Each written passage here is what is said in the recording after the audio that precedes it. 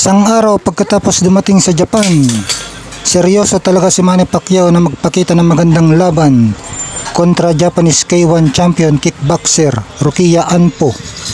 Dahil agad itinuloy ni na Manny Pacquiao at trainer Buboy Fernandez ang training nila sa Japan.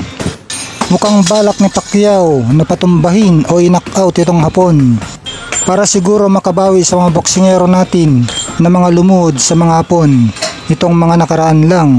Nito nga lang ay si Vincent Astrolabio ang pinakauli.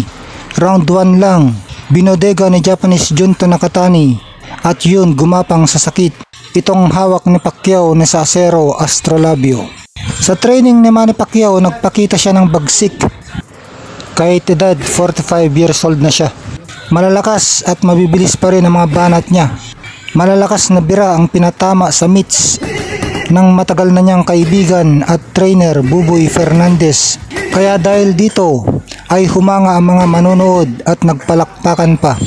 Kaya abangan natin ang labanan ngayong linggo na, July 28, bakbakan ng ating 8th Division World Champion Manny Pacquiao at Japan Kickboxing Champion Rukiya Anpo. Matangkad itong makakalaban ni Pacquiao na si Rukiya Anpo.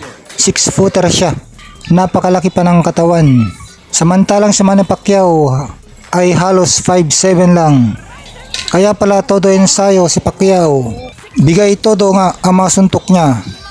Dahil mukha talagang balak niyang pagapangin din itong Hapon.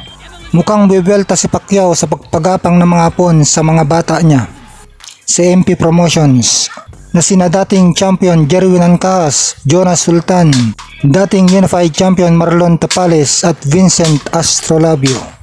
Kung magandang ipapakita naman ni Pacquiao dito at manalo siya, ito ay parang tune-up fight na niya sa posibleng magiging totoong laban niya na isang championship fight, WBC World Welterweight title kontra high level fighter Mario Barrios.